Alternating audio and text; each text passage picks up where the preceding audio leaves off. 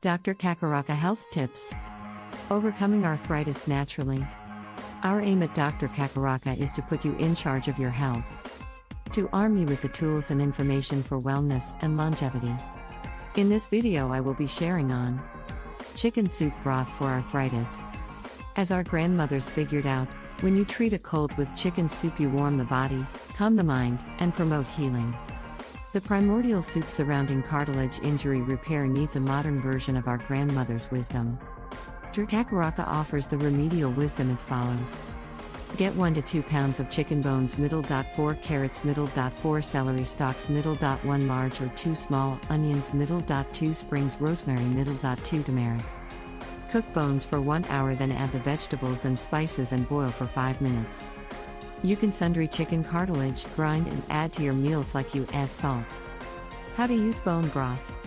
Now that you've made your bone broth, I am sure you're wondering what to do with it. If you don't plan to use it right away, it can easily be frozen for later use. Here are some of our favorite ways to use bone broth. Drink it. Hot bone broth is a nutritious drink that can be enjoyed all year long. Use in any recipe that calls for broth or stock, like your favorite soups. Instead of water, use bone broth to cook rice, dried beans and other grains. Things you should eat to reduce rheumatism.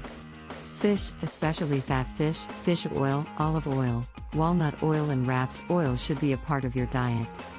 The fat in these types of food, omega-3 polyunsaturated fat or omega-9 polyunsaturated fat, reduces inflammation.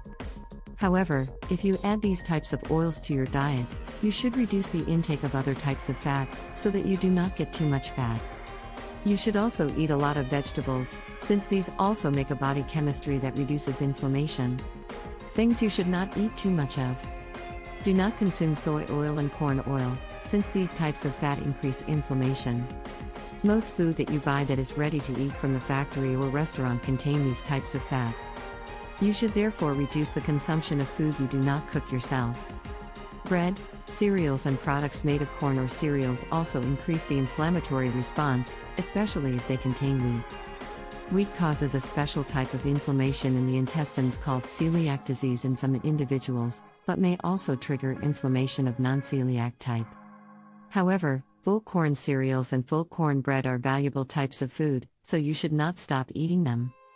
But if you eat bread or corn products at every meal, you should reduce your intake of these and eat more potatoes, beans and peas. Things you should ideally not eat at all. You should absolutely not consume fat that has been chemically altered to give it another consistency. This type of fat has a very negative effect on the health and may be very potent inflammatory agents. Margarine, snacks, fast food and ready-made cakes or cookies often contain this kind of fat. Unfortunately, this type of fat is also often added to bread. A good idea could be to bake your bread yourself. At Dr. Kakaraka, we are passionate about your health and wellness. Contact us anytime for a permanent solution to any health issues bothering you. Get our fan health tracker that enables us to track, treat and inspire you to optimum health through well-versed knowledge, experience and artificial intelligence. Join us on all our social media handles for constant update. Like, subscribe and share. Thanks for watching. Do remember to subscribe in our YouTube channel.